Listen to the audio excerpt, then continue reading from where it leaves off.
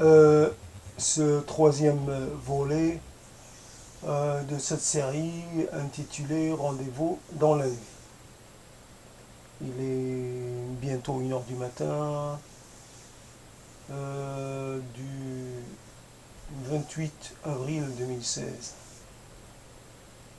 D'habitude j'interviens un peu plus tard. Là, il est juste 1 heure, donc ce n'est pas encore tout à fait la nuit et le moment où je me sens un peu déjà en décalage bien clair, bien senti avec mon entourage, et de par cette inversion que je vis, car il s'agit bien d'une inversion. La nuit c'est fait pour dormir.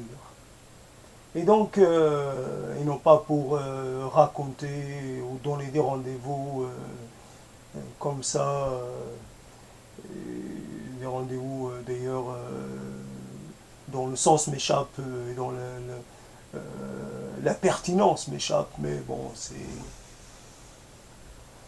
Je continue sur ma lancée inutile et évidemment sans objet presque. Donc, quelque part, quand il s'agit d'une, comment dire,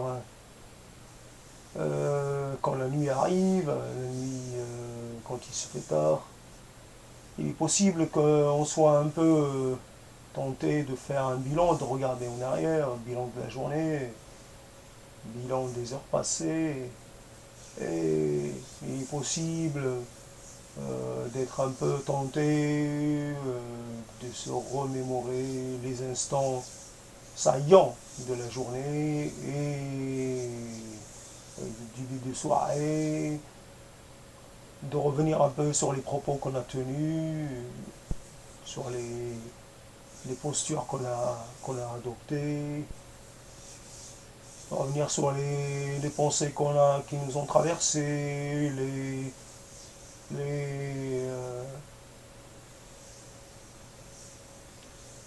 sur un peu le côté quelque part un peu sur les éléments de répétition qui nous ont aussi qui nous ont qui nous sont arrivés à la conscience. Il y a du changement, mais est-il réellement, est-il profond, est-il euh,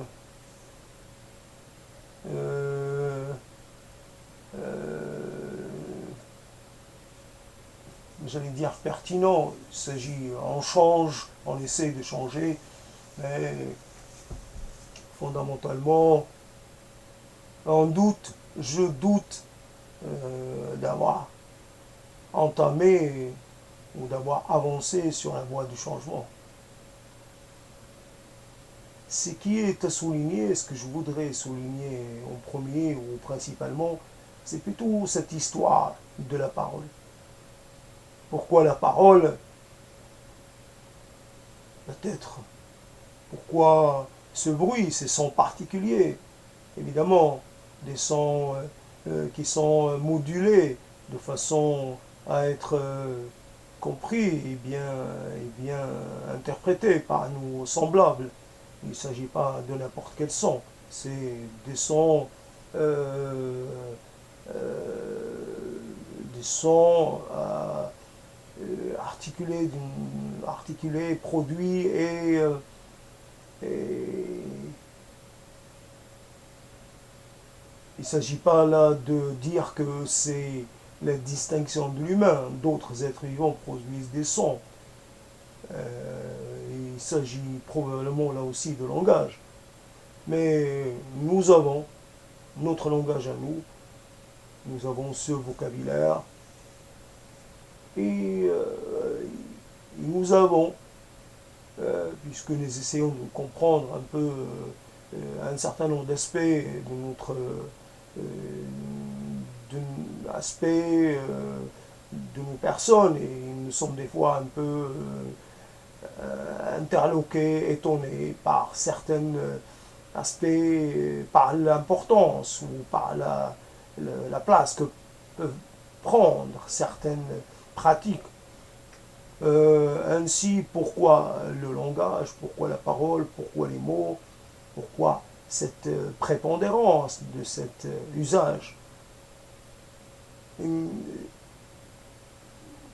Il s'agit de quelque chose qui nous est devenu fondamental.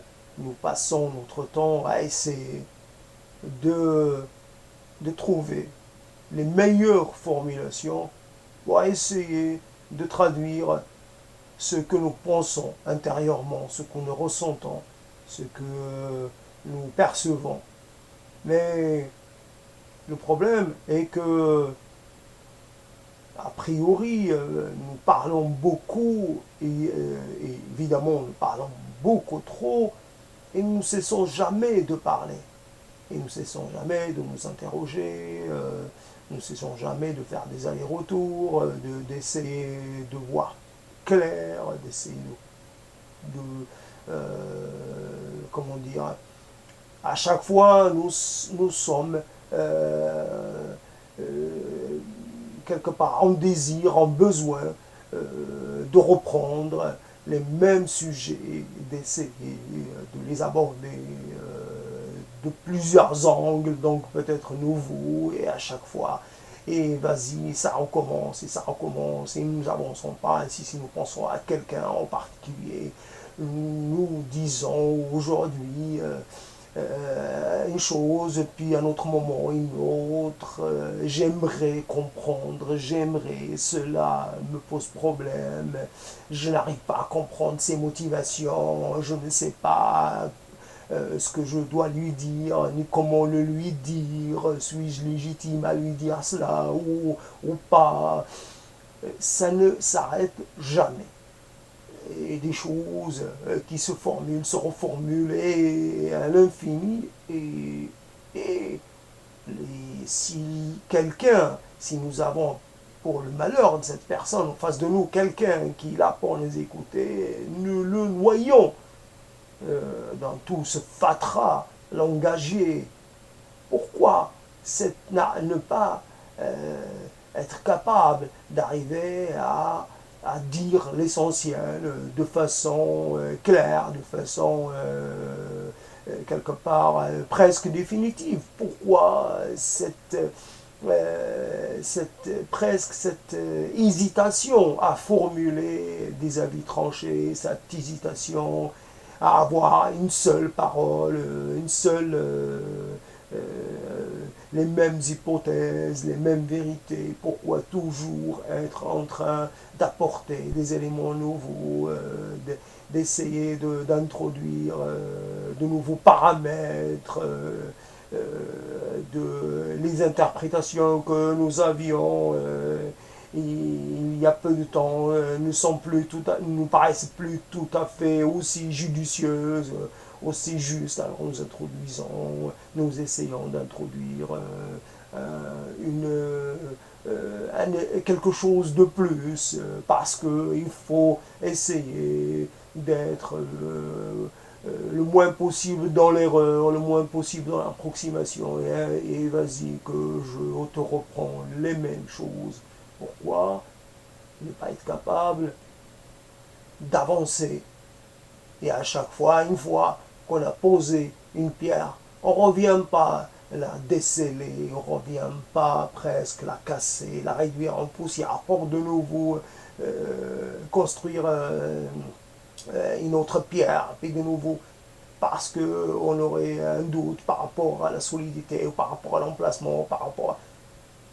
Et à chaque fois, donc, c'est des recommencements sans fin, et on n'a jamais rien construit jusqu'au moment où on n'a plus le temps pour construire. Donc c'est presque une histoire sans fin, une quête sans fin. Comprendre l'autre, comprendre soi-même, savoir ce que l'on veut réellement, savoir si ce que les moyens qu'on a, les choses auxquelles on peut s'autoriser à penser, les choses qui ne sont pas comment dire, de notre les choses qui ne sont pas accessibles, etc., etc. Une fois pour toutes, savoir quelle est notre place socialement, économiquement, etc., culturellement, et plus besoin de triturer les choses, de, euh, d'essayer, comment dire, d'avancer, de reculer, de réavancer, puis de reculer à chaque fois. Ces mouvements incessants. Voilà, quelque part, le statut de la parole, le statut, comment dire, de l'échange, le statut de la relation à l'autre, quelque part, je ne comprends pas un peu ce dont il s'agit réellement. Et donc, si je fais un bilan donc par rapport à cette histoire-là, cet échange, lent échange que j'ai eu avec... donc je dirais, je ne suis pas satisfait. Encore une fois, je dois dire que j'ai un peu avancé, mais que fondamentalement, je me suis resservi de pas mal de choses que j'ai abordées par le passé, et ainsi de suite. On sort jamais. Et je ne sors jamais de certaines choses à des gens à propos desquels il faut essayer d'associer des éléments pour essayer de tirer une conclusion. Si une personne ne s'intéresse pas à moi, pourquoi, etc. Si une personne ne s'est pas souciée de mon sort, pourquoi. Si par exemple je constate que j'avais un entourage qui a accepté mon statut économique précaire et même plus que précaire. Pourquoi? Parce que socialement, toujours essayer de voir où on est socialement, pourquoi, comment s'il faut sortir de cette détermination sociale ou s'il faut l'accepter, aller voir chez les autres pourquoi, en quoi ils sont attachés à leur statut social d'origine malgré leur élévation sociale ou malgré la possibilité qu'ils avaient de s'élever socialement.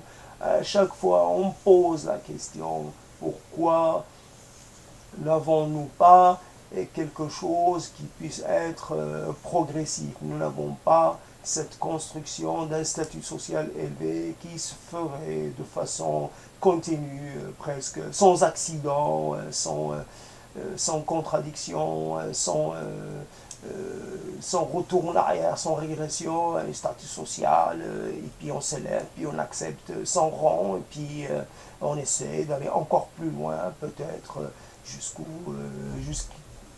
maximum, oui, il est possible d'aller prendre des places de responsabilité, des places au commandement, etc., etc.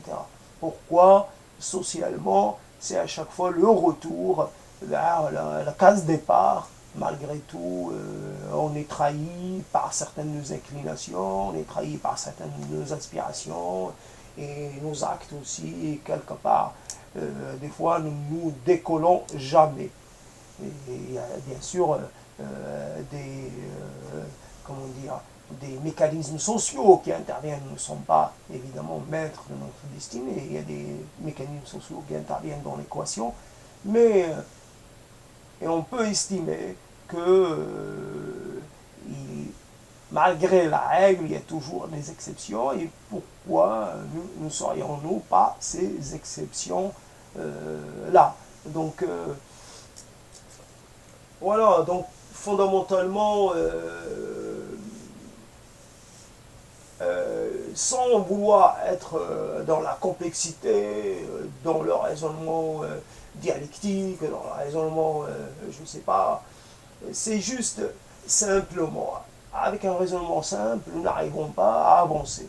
Alors, sans avoir recours à des approches multiples, sans, comment dire, Normalement, les choses devraient être très claires parce qu'on on les aborderait de façon claire, simple, presque basique. Il y a une personne, il y a des possibilités.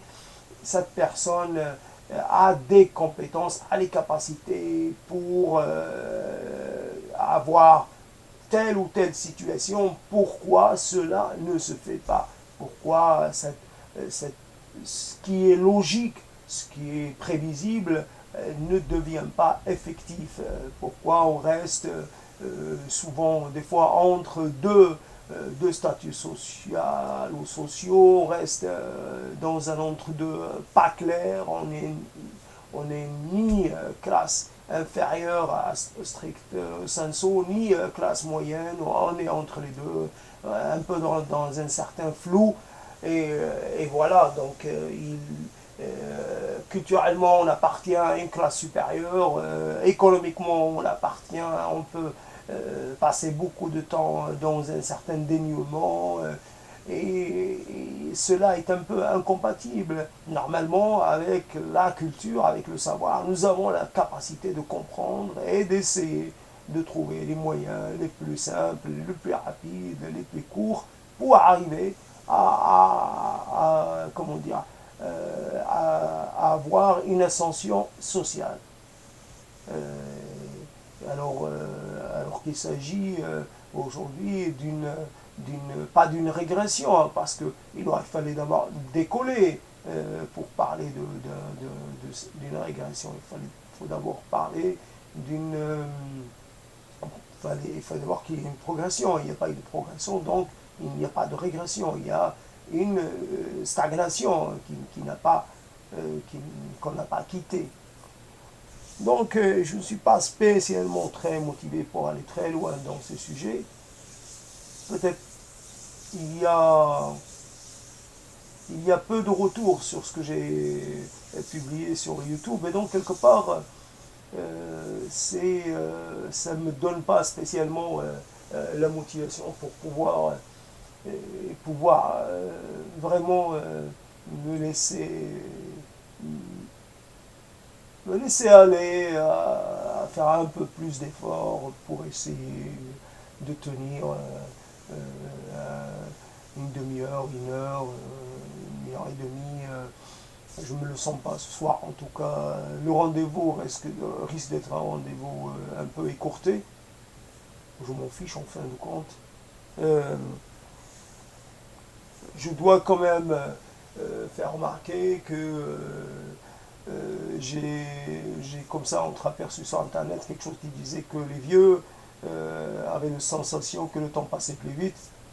Peut-être, je ne sais pas si c'est une question de vieux ou pas vieux, mais en tout cas, il est déjà bientôt le mois de mai, et évidemment, il y a des gens qui sont attachés à ce mois parce que ça représente quelque chose dans leur vie personnelle, ou ça peut être un rapport pour une raison sentimentale, ou pour une raison politique ou sociale, évidemment.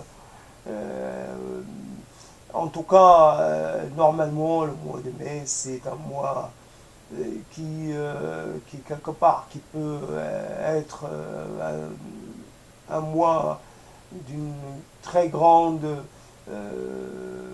comment dire, qui permet un peu de se sentir un peu peut-être en phase avec la nature, avec une nature belle, éclatante, toute, toute fourmillante de vie et de sève. Partout ça pousse, partout ça pipi, partout ça court, partout ça vole. C'est le grand, comment dire, le grand cirque de la nature, le mois de mai. Ceux qui ont la chance de voir les insectes, des couleurs, peut-être même des odeurs.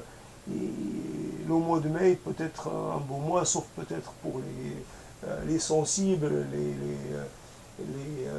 comment dire, ceux qui ont des allergies et autres.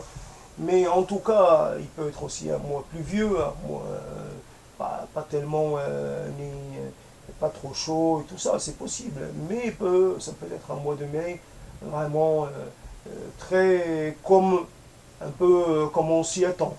Un beau mois de mai avant de basculer dans dans l'été et donc quelque part c'est le mois qui peut être un des mois dans l'année qui permet de se sentir bien. Pas d'excès, ni d'excès de chaleur, ni de fraîcheur, ni donc quelque part. Donc on arrive, on y arrive, on arrive au mois de mai. Pour moi, ça représente évidemment la victoire du socialisme ou du socialiste, pour être plus précis. Mais bon, c'est très loin, au mois de mai. Donc 81, c'est vraiment très très loin.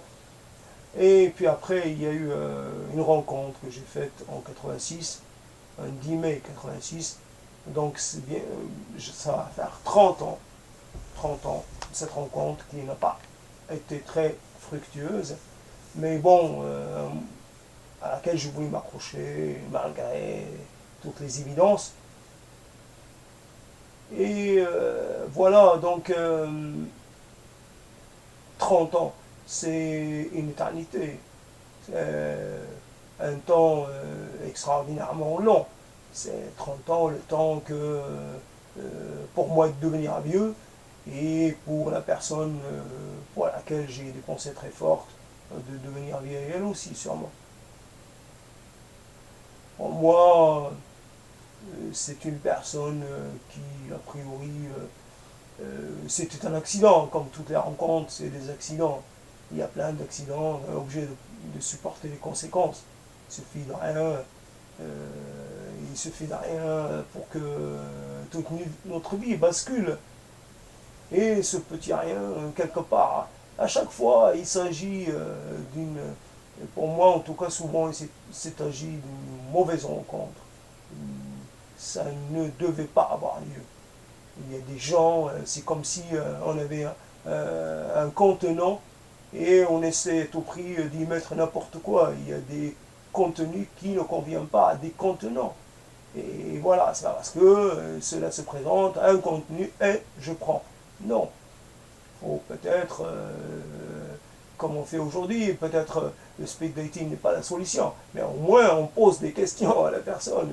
Et évidemment, c'est le principe du speed dating, ça va très vite. Mais il faut candidater. La rencontre se fasse sans rien. Il n'y a pas de préambule. Ça y est, on se retrouve embarqué dans une histoire qu'il faut assumer par la suite. Que moi, j'ai dû assumer donc, pendant 30 ans. Et j'ai pas pu m'en débarrasser. Et voilà, donc c'est pour ça que quelque part la rencontre et quelque part avant vous aviez un univers des possibles qui est là.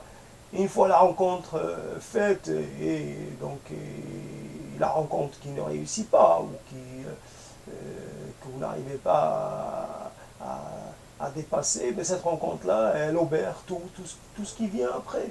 Elle est là pour vous empêcher quelque part, d'avoir le même entrain, d'avoir la même force d'emballement à chaque fois que vous voulez partir très loin dans une histoire. Vous retenez parce que vous avez peur de ne pas bien gérer les choses et d'être confronté de nouveau à l'échec. La rencontre vous apprend l'échec. Je ne sais pas, à un moment donné dans sa vie, on est un peu, quelque part, comment dire, redevable à cette personne, à la personne qui vous a mis en situation d'échec. Quelque part, oui, ça nous a appris l'échec, quelque part, la toute-puissance, on n'a pas la toute-puissance, quelque part, il faut accepter d'être quitté, etc., etc. Que des choses complètement sans intérêt. Il n'y a pas besoin d'apprendre ce genre de choses. Pourquoi apprendre l'échec? Pourquoi apprendre la séparation? Qu'est-ce que ça nous apporte de plus? Rien, rien, puisque il y a des séparations dont on ne guérit jamais, hein, quelque part, qui nous aident en rien. Ça, l'idée, c'est que ça vous prépare à la séparation d'après. Normalement, vous la vivez avec moins d'intensité. Si il faut échouer pour vivre moins intensément, donc je ne vois pas l'intérêt. Mais quelque part, tous les fondamentaux, tout ce qu'on construit, toutes les explications qu'on fournit à propos d'une histoire, ben, avec le temps, plus rien n'a d'importance finalement. On a cru que c'était qu'il fallait se retirer si on n'était pas aimé, qu'il fallait savoir se retirer, parce que la meilleure preuve d'amour, c'était de laisser à l'autre sa liberté. Des conneries, fondamentalement, des inepties. Quand on aime quelqu'un, on veut le garder pour soi. Pourquoi le laisser partir ailleurs? C'est idiot.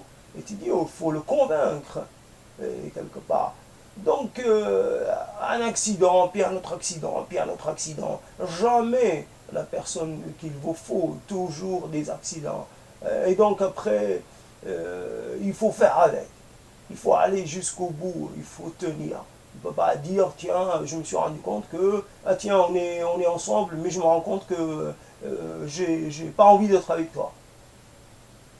Et voilà, ça y est, on a fait le premier baiser, on a dit des choses, on s'est un peu engagé. C'est drôle ce que certaines personnes, si il était possible, certaines personnes d'aller voir dans la tête des gens, c'est ça le problème, c'est que les gens, des fois les histoires, ça va trop vite. Il y a toujours un qui va plus vite que les autres. Un qui vous dit, eh ben, il faut que tu partes. Il ne sait pas, cet autre, que quelque part, nous aussi, peut-être qu'on serait nous aussi arrivés à cette conclusion. C'est toujours un qui essaie de prendre l'ascendant et quelque part c'est lui qui dit, qui arrête en premier. C'est des choses complètement... non, même quand on affirme les choses les plus absolues, on est dans le doute. On n'est jamais dans la certitude d'avoir rencontré la personne qu'il faut. Et comme si on avait ouvert un paquet, ben, il faut le consommer en entier. Sinon, je ne sais pas, moi, le truc, 1 litre de lait, une fois ouvert, qu'est-ce qu'il faut en faire? Il faut le consommer. À la rigueur, on pourrait dire, je finis jamais mon lait, ben, je vais acheter un contenu plus petit, donc un demi-litre. Un demi-litre, c'est souvent assez cher. Donc, quelque part, on se dit, ben, j'achète pas les demi-litres parce que de toutes les façons, c'est largement plus, c'est aussi cher qu'un litre. Mais fondamentalement, on ne consomme pas. On va être obligé de consommer le litre en entier. Et quelque part, si on ne supporte pas le lait, ben on est un peu, on va souffrir en plus. Donc, il faudrait avoir juste un demi-litre de lait ou un quart de litre de lait, parce que c'est ce dont quelquefois on a besoin. Et donc, ça peut être une rencontre et, comment dire, il ne faut pas que je perde le fil. Et donc, une fois qu'on a entamé la rencontre, il faut aller jusqu'au bout. Et des fois, on n'aurait pas envie réellement de prolonger les choses. Et l'autre pense, croit, est sûr que vous êtes là accroché. Non, je ne suis pas accroché. Il y a dans l'esprit de l'amoureux une lucidité, une part de lucidité. Il reste cette lucidité qui vous permet d'observer avec un œil détaché, d'observer l'autre et de voir. Nous, on essaye de mettre, on essaie de voir ce qu'on peut construire avec l'autre. Mais l'autre aussi est déjà, il a aussi une personnalité, il a aussi une histoire et tout ça. Et des fois, nous nous rendons compte que nos histoires ne peuvent pas correspondre, ne peuvent pas coïncider. Et malgré tout, on continue. Et ça peut des fois aller très loin et durer très longtemps. Non, c'est ça le problème, des rencontres ouvertes, mais en fait, elles ne sont pas si ouvertes que ça. Et des fois, on pourrait, une rencontre, ça a duré 1 heure et demie, ça suffit largement pour se rendre compte que non. Et on s'est pris la main et tout, mais non. Rends-moi ma main, et puis voilà, donc je ne suis pas intéressé. Et donc, c'est toutes ces, quelque part, ces pensées, ces réaménagements qu'on entreprend par la suite, qui font que nous doutons fortement de la pertinence de nos choix amoureux, en tout cas, parce que je parle de cela. Et donc, toujours, il y a tellement de monde et on est, et on a si peu d'histoires qui comptent. C'est ça qui est terrible dans cette histoire. Il y a des milliards de gens, on pourrait, tiens, je trouve pas mon bonheur ici, ben je vais aller voir très loin. Pourquoi toujours être toujours dans chercher juste à côté de chez soi, chercher par la facilité. C'est non, c'est cela. Donc fêter cet anniversaire-là, ça n'a pas trop de sens. Ça va avec 30 ans, ça fait un chiffre rond, c'est quelque chose de conséquent, c'est un peu plus qu'une génération, c'est conséquent. 30 ans. Ben, ça peut faire peur, ça peut perturber. Euh, voilà, qu'est-ce que ça peut faire à moi contre 30 ans? Ça pèse pas lourd. Donc, fondamentalement, le temps de construire, il y a eu tellement peu de construction, tellement peu de choses. Ce qui me, me dérange dans l'histoire, et quelque part, c'est ça qui m'embête, c'est l'incapacité de pouvoir compter sur les gens qu'on a rencontrés. Et là aussi, on a à sa disposition très peu de gens, des gens qui peuvent, ça veut dire, se soucier pour nous, être intéressés à notre bien-être. On en a si peu. Et donc, il y a des gens qu'on a envie de continuer de fréquenter parce on peut passer à une autre forme de relation. Et pourtant, cela ne se fait pas. Ne se fait pas. Donc, euh, voilà encore une autre preuve que les mots, ma façon d'aborder les choses, encore une fois, ça prouve à quel point il m'est en tout cas impossible d'avoir une position définitive, fixée une fois pour toutes. C'est toujours, voilà, peut-être au 31e anniversaire, je vais, ou même dans un mois, je vais apporter quelque chose un petit peu différent dans mon approche de cette chose-là. Et à chaque fois, et on finit jamais et d'entreprendre sa vie passée, ses relations, etc. Et on en a besoin. C'est comme s'il fallait le regarder euh, sous, sous tous les côtés, à chaque fois, regarder, vérifier de nouveau s'il n'y a pas quelque chose qu'on a raté. Rien, oublier. C'est ça, la difficulté, c'est de ne pas avoir, la difficulté, c'est de ne pas pouvoir oublier. Oublier, mettre, comment dire, fermer le dossier une fois pour toutes, sortir d'un truc, d'une, de cette, comment dire, de cette relation qu'on fait durer. Voilà, donc les mots, voilà, l'incapacité des mots, soit dit tout seul, soit dans le cadre d'un échange, à vous tracer, à vous donner, comment dire,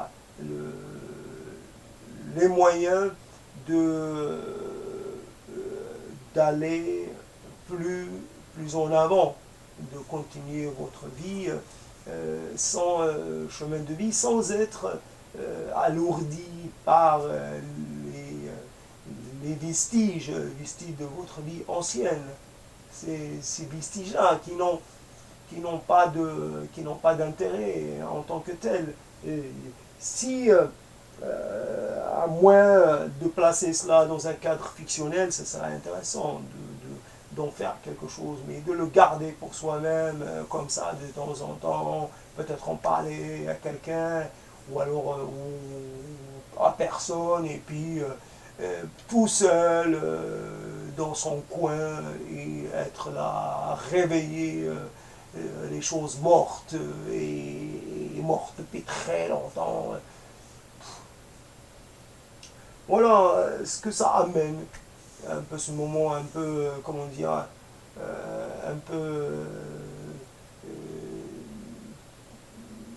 prématuré dans la nuit. Je parle alors qu'en fait j'ai pas eu encore la stabilité que j'ai quand il est 2 heures et quelques du matin. Je suis un peu stressé, un peu et donc je parle, j'ai pas toute la, la- comment dire, la pesanteur qui me permet d'être un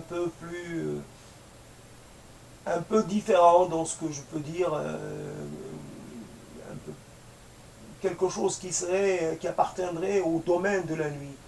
Parce qu'il s'agit pour moi de faire la différence entre ce que je peux dire dans la journée et ce que je peux dire dans la...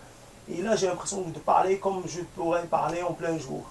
Je n'ai pas cette retraite, je n'ai pas ce décalage par rapport à... Et donc, ça se ressent dans les mots, dans l'intonation. Et puis, euh,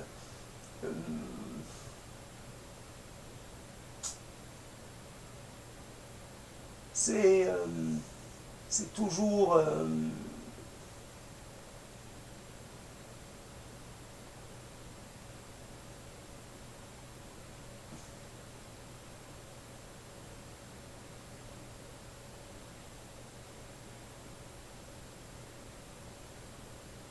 il y a, il y a des choses qui...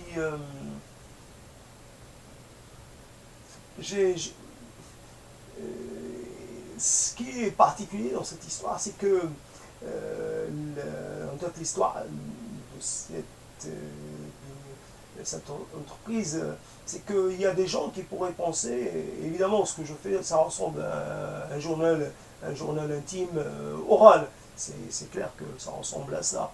Et d'ailleurs, avant, j'écrivais quelque peu, un peu de ce que j'avais vécu dans la journée, quelques réactions.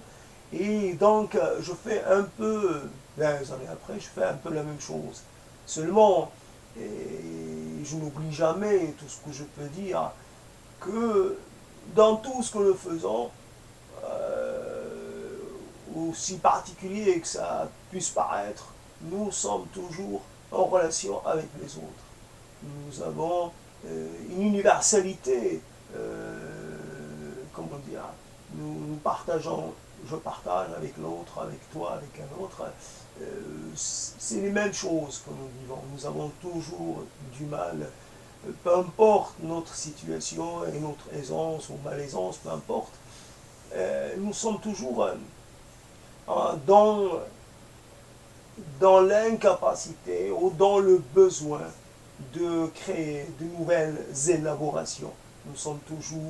Nous essayons toujours d'avoir le meilleur, comment dire, d'entreprendre notre vie de la meilleure façon possible, d'essayer d'être dans l'efficacité, d'essayer d'être dans, comment dire, dans un positionnement très ouvert, dans un positionnement, j'utilise un mot ça, trop connoté optimiste, dans un positionnement qui nous donne les clés pour être en capacité de répondre aux choses qui arrivent comme ça, répondre aux bonnes comme aux mauvaises choses. Nous sommes, nous sommes guettés par des événements, que ce soit individuellement ou collectivement, et nous devons être en capacité de répondre de façon la plus optimale possible à ces événements. Il y a l'aléatoire, il y a l'accidentel, il y a l'aléatoire catastrophique, il y a des choses qui sont là. Et donc chaque individu, chaque collectivité aussi est confronté au besoin de faire des choix les plus pertinents possibles, les plus économes possibles en effort, en énergie, etc., les plus durables possibles. Et nous avons toujours ce qui fait que nous pouvons avoir des fois donner l'impression d'avoir un double discours. Nous pouvons nous réclamer, nous pouvons être dans l'affirmation d'une réussite, et en même temps nous pouvons aussi par ailleurs être dans une certaine situation quelque part de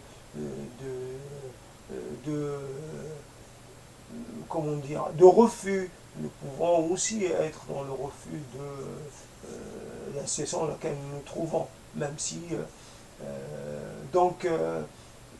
nous pouvons avoir un discours et un autre discours à côté qui un peu son antithèse, son contraire. Cette dualité qui quelque part nous permet des fois d'éviter de donner trop d'explications, de rentrer dans les détails. Il y a des fois des situations dans lesquelles il faut montrer qu'on est au maximum de ses capacités, qu'on est content de ce qu'on fait, etc. Et à d'autres moments, nous ne pouvons pas nous empêcher de faire un récit tout à fait différent, tout à fait opposé à ce que nous avions affirmé. Et c'est cela, alors la réussite est quelque chose de vraiment tout à fait relatif. Ce ne peut être que relatif. Et donc l'idée que donc ce n'est pas soi qui parle et qui parle et qui parle et qui n'arrête pas de parler, c'est soi parce qu'il y a ce lien. Si ce n'est, s'il n'y avait pas ce lien, ça ne serait pas intéressant. Le lien, j'ai un lien avec vous tous, et quelque part, c'est des fois le lien peut être un peu pas trop fort avec une personne, mais il peut l'être très, très, très, très fort, très présent avec une autre. Ce n'est pas toujours, on peut être en proximité, mais sur des questions un peu secondaires, mais on peut être aussi en proximité de situations de façon plus engagée avec d'autres personnes. Et voilà, donc l'universel d'une parole individuelle viendrait de cette chose-là, de cette donnée-là. Et donc,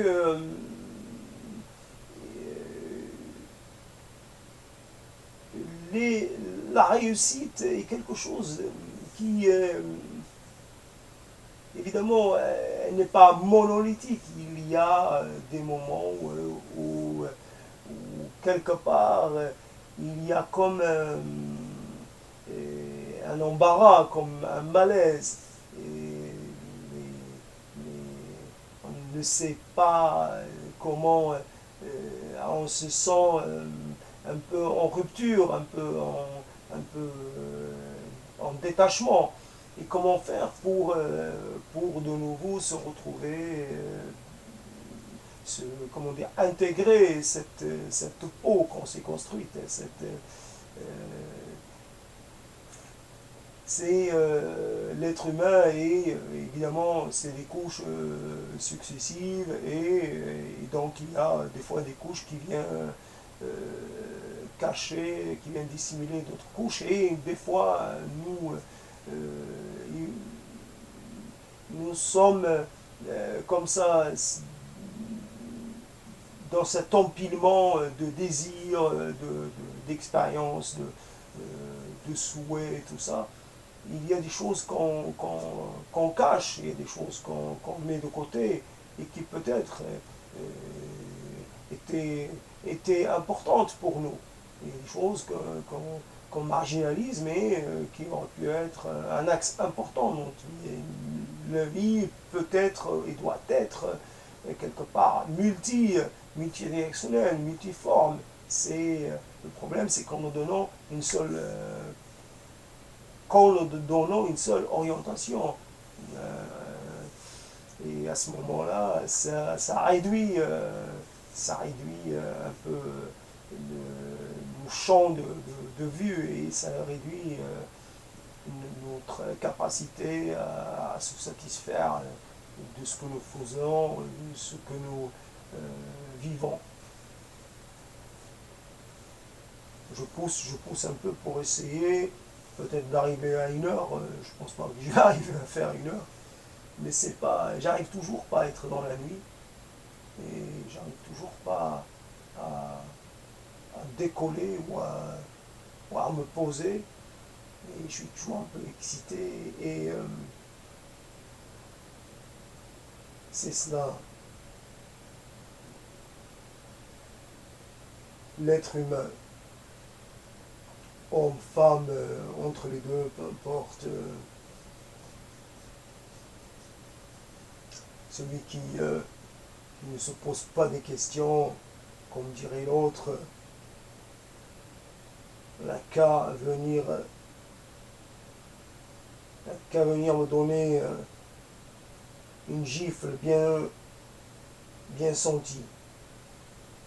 Quelque part, celui qui ne se sent pas à un moment donné mal placé. Voilà, ai-je fait le bon choix? Certains parlent d'une part d'ombre, lorsqu'on parle quelque part de refoulé, voilà, un terme comme un autre, le refoulé. Et quelque part des choses que nous exilons un peu au fond de nous-mêmes. Toi tu ne me conviens pas, ce désir, toi tu ne me conviens pas, et puis je ne veux plus t'entendre, fais-toi petit et que je t'entende plus. Et des fois ce désir se réveille et un peu remonte à la surface, on ne sait comment, il trouve moyen de, de devenir visible. Et voilà, il faut faire avec. Devons-nous appartenir à une personne toute notre vie? Devons-nous appartenir à une seule doctrine, à une seule pensée, à un seul statut social? Ou devons-nous, pour être en capacité de changer, de se transformer, de basculer d'un pôle à un autre? Ouais, je reviens sur ma question multipolaire. Ah, j'aime bien le multipolaire. Et le bipolaire, évidemment, c'est un autre contexte, mais le multipolaire, il y a quelque chose, multi-appartenance, peut-être qu'il y a une hiérarchie dans ces appartenances, mais finalement, je dirais multipolaire, quelque part intérêt, multi-centre d'intérêt, orientation,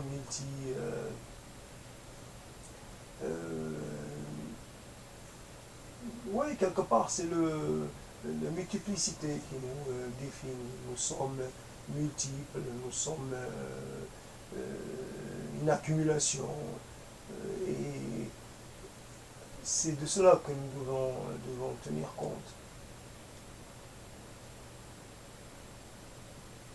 Ouais, réussir. Réussir, c'est peut-être, oui, renvoyer une bonne image à l'autre. Voilà, une bonne image. Tu ne peux pas te prendre à moi parce que je représente une image positive et que quelque part je suis une référence, je suis un modèle. Si il y a une conclusion à faire, c'est ça, et de dire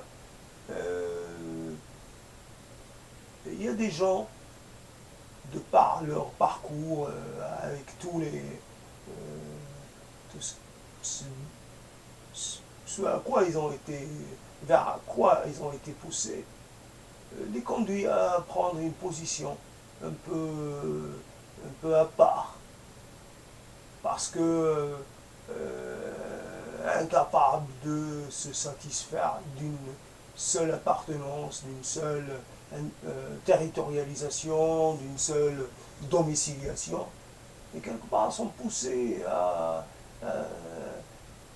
sortir du cadre et à essayer de réfléchir un peu sur l'ensemble, les choses. Nous donnons beaucoup trop d'importance à des choses qui certainement sont importantes, sont essentielles, mais qui ne devraient pas être aussi déterminantes. Nous avons des désirs qui devraient être modérés, qui devraient être domestiqués pour essayer.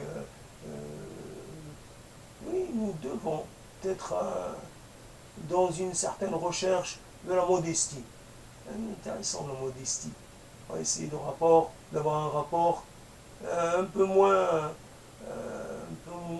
engagé vis-à-vis des choses, vis-à-vis des choses, être un peu en retrait, un peu en décalage.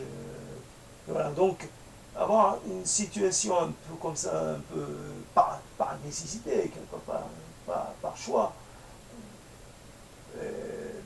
nécessité, par obligation, peu importe, et quelque part de devoir un peu réfléchir sur ce qui motive les gens pour telle ou telle action, telle ou telle revendication. Il y a des gens qui sont prêts ou qui affirment être prêts à faire un maximum pour quelque chose de tout à fait, comment dire, passager, les choses. Et donc ils croient dans la pérennité d'une construction étatique, territoriale, et tas de choses comme ça. Ils croient. Voilà, ils sont persuadés que c'est une chose importante et ils sont prêts. Il y a des choses qui croient en la pérennité des choses. Il n'y a pas comment dire, plus mouvant qu'une frontière. Il n'y a pas plus changeant qu'un tracé, justement, les frontières. Ça change. Alors que ça prenne quelques décennies ou quelques générations ou quelques siècles, mais ça change. Obligatoirement, ça change. Et donc, à quoi bon défendre ce qui est pas sa nature même et quelque part émouvant, ne peut pas être fixé de façon définitive. Donc on voit les gens se battre, se quereller pour des choses qui ne sont pas les choses les plus essentielles, sans encore une fois aller dans le domaine de ceux qui prônent, comment dire, une certaine pauvreté ou un dénuement, un dénuement total. C'est juste pour essayer d'être un peu moins dans la compétition, un peu moins dans la lutte, et un peu plus dans la contemplation. Pourquoi pas? C'est réservé aux seuls bouddhistes, etc. Nous aussi, nous pouvons donner, nous accorder ce petit plaisir d'être dans la contemplation, un peu moins dans la précipitation, dans la course ou dans les désirs infinis, les désirs sans limite. Contenter de ce qu'on a et voilà. Et donc, une fois qu'on a assuré l'essentiel, le gîte est couvert, le reste, c'est juste un temps pour inventer des histoires. Voilà. L'histoire pour faire plaisir aux autres, hein, tout simplement. Les histoires qui font rêver, les histoires qui font s'évader. C'est des petites choses comme ça. C'est toujours. C'est mieux que de les lire ou de les regarder en image. Quelqu'un qui va raconter une histoire, une belle histoire, une histoire. C'est toujours beaucoup plus. Ça passe mieux quand c'est quelqu'un qui vous la raconte.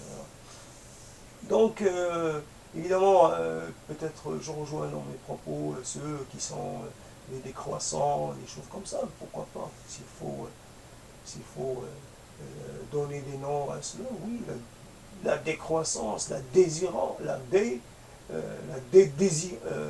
dédésirance, quelque part une sorte de mouvement inverse pour essayer quelque part de mettre un frein à cet appétit sans fin, hein, cette voracité pour l'accumulation, pour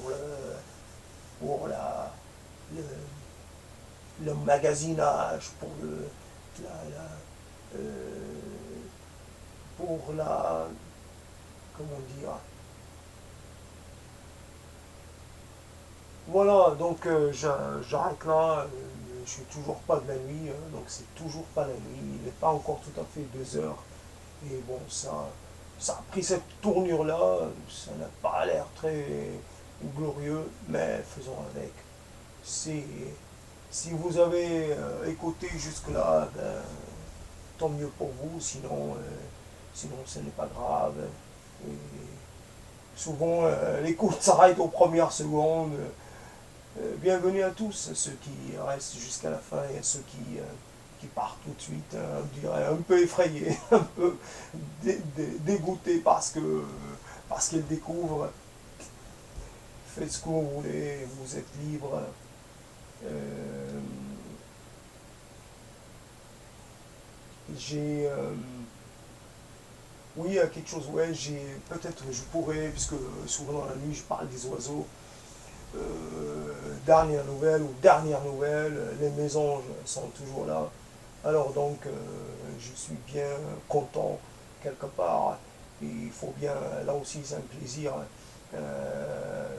quelque part, de dire que c'est les morceaux de noix que je découpe soigneusement, les faisant plus petits, pas trop grands, pour que ça rentre bien dans le gosier de noisillon, et puis les quelques morceaux de brioche que je pose. Je suis content de voir que c'est de ma main, jusqu'au gosier de l'oiseau, et que j'aurais peut-être participé à l'émergence d'une vie. Ben, c'est une belle vie, hein. Mes enjeux, c'est gentil. Et donc, c'est un oiseau utile aussi. Et donc, quelque part, de voir que grâce à moi, les oisillons, quelques dorment un peu le ventre plein, et ça fait plaisir. C'est pas le ventre chez les oiseaux, c'est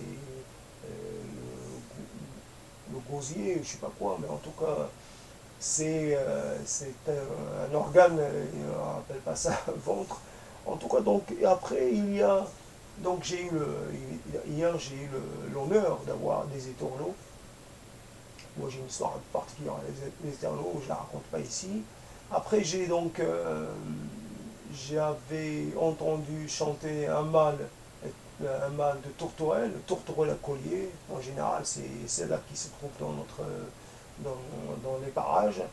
Et donc, Et après, j'ai vu, d'ailleurs il est revenu aujourd'hui, un rouge queue, on va dire un rouge queue. Alors, je ne sais pas exactement, il a aussi une plume blanche, il a du noir. Alors, ce n'est pas, en tout cas, c'est pas un rouge-gorge, parce que c'est un rouge queue qui est venu. Alors, donc, je peux dire que j'ai été visité hier par 4 espèces d'oiseaux. Et donc, voilà, il y a de quoi, quelque part, être content. Et voilà, donc la vie continue. Il y a des êtres qui petit à petit, euh, mes enjeux et moignons qui arrivent, qui poussent pour, évidemment, je souhaite qu'il ne leur arrive pas trop de problèmes dans la première année de leur vie, parce que c'est l'année la plus délicate. D'ailleurs, bientôt il va y avoir les premières envolées et ça va pas être évident. Donc c'est comme ça, la vie continue, on aide un peu de façon très, très marginale, il ne faut pas non plus surestimer son rôle. Je suis là dans un quartier où il y a très peu d'arbres, alors donc je pallie un peu au manque de sources d'approvisionnement euh, pour les oiseaux, et donc quelque part j'ai réalisé un rêve ancien, celui de voir les mésanges me fréquenter. L'année dernière, elles étaient passées, mais elles ne sont pas restées. Les moineaux étaient là parce qu'il y avait du riz. Le merle aussi était là parce qu'il y avait des cerises et puis des pommes. Mais les mésanges, elles ont fait le tour de l'appartement, ils ont mangé les quelques araignées qu'il y a, ils ont pris un peu de boules de graisse, mais elles étaient à la recherche d'autre chose. Voilà, cette année, je les ai gardées grâce aux morceaux de brioche et aux morceaux et aux éclats de noix. Et donc, donc cette année, l'année dernière, c'était juste le fait qu'elle traverse l'espace du salon, qu'elle passe de la cuisine dans le salon et qu'elle passe par la fenêtre du salon pour sortir. C'était juste de voir voler une mésange dans cet espace du salon, c'était un événement. Donc là, il s'agit plus d'une habitude maintenant. Et donc, j'ai une petite responsabilité. Donc, demain, je vais préparer d'autres noix et d'autres morceaux de brioche pour pouvoir continuer. Voilà, quelque part, le lien avec les autres moments, les autres rendez-vous dans la nuit, où j'ai parlé des oiseaux. Pourquoi cet attachement pour les oiseaux? Beaucoup de gens l'ont, donc ce n'est pas singulier. En ville, c'est c'est ce qui amène un peu les oiseaux par leur chant et par le mouvement, par le fait qu'ils occupent un espace que nous n'occupons pas, les toits et aussi le ciel, et qu'ils sont un élément de, comment dire, pas d'amusement, mais une sorte de choses qui brisent un peu la monotonie, qui brise un peu, comment dire, on verrait s'il n'y avait pas les oiseaux, quand les oiseaux s'arrêtent de chanter, d'être présents, il n'y a plus rien que le bruit des humains et la vue des bâtiments quelque part, qui sont comme des choses mortes. Un bâtiment, ça ne chante pas, ça ne parle pas, ça ne dit rien. Il est là, c'est tout. Donc vous voyez de la pierre ou de la brique ou du ciment, vous voyez quelque chose qui ne vous dit rien, qui ne vous inspire rien. Un oiseau, ça vous inspire quelque chose, c'est toujours, comment dire, un être qui est à côté de vous, qui vit sa vie et qui vous accompagne aussi, qui qui vous charme, soit par son chant, soit par ses manies, soit par sa façon de volter, soit par... Et puis vous y voyez aussi un être qui est en phase avec les saisons. Vous voyez aussi, nous sommes hors saison, et un être qui se reproduit au moment le plus opportun, qui souvent, vous voyez aussi des couples, vous voyez que nous, humains, on se pose des questions sur l'intérêt ou pas de faire des descendants. Il y a certaines espèces qui ne se posent pas la question. Pour elles, c'est dans l'ordre des choses. Elles s'appareillent, elles collaborent, elles se mettent à deux, et puis elles font ce qu'elles ont à faire, c'est-à-dire donner la vie, permettre la continuité de la vie.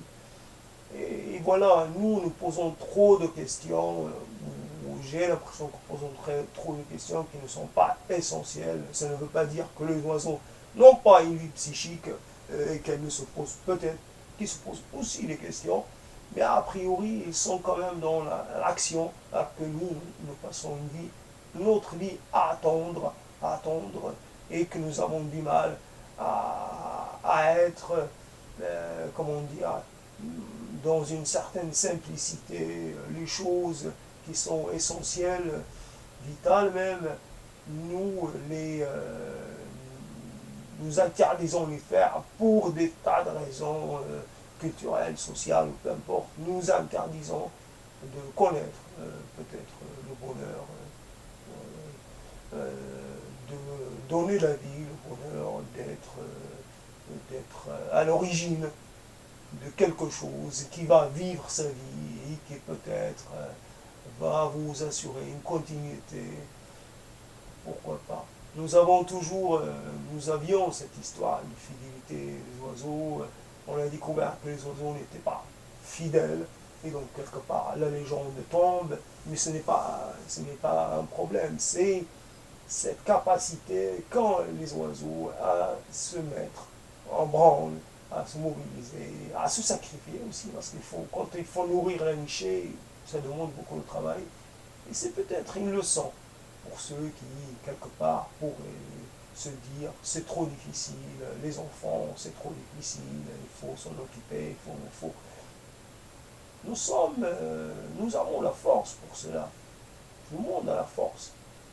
Mais chacun de vous a sa réponse sur la question, chacun a sa façon de voir, et évidemment, nous rencontrons des gens qui sont désirs d'enfants alors que nous ne le sommes pas. Et quand nous le devenons, les gens que nous rencontrons, eux, ça leur dit rien. Et donc ça continue comme ça. Toi, tu vas enfant, moi, j'en veux pas pour l'instant. Je m'en vais, je te laisse à ton refus. Et puis après, quelques temps passent. Le temps passe et puis nous, on commence à désirer un enfant, puis on ne trouve pas la personne avec qui le faire. Voilà. C'est une question que nous posons beaucoup de questions, il y a beaucoup de théories, il y a beaucoup de partis pris et tranchés sur la question. Un enfant, c'est pourquoi faire, la terre est déjà pleine, un tas de choses comme ça. Oui, évidemment, on peut avoir toutes les raisons qui peuvent paraître comme ça, logiques, très claires. Et moi, ça ne me dérange pas que certains ne veulent pas avoir d'enfant, on ne veut pas en avoir. Moi, c'est mon problème à moi. Moi, c'est très bien. Si eux, ils n'en veulent pas, moi, j'en voudrais bien.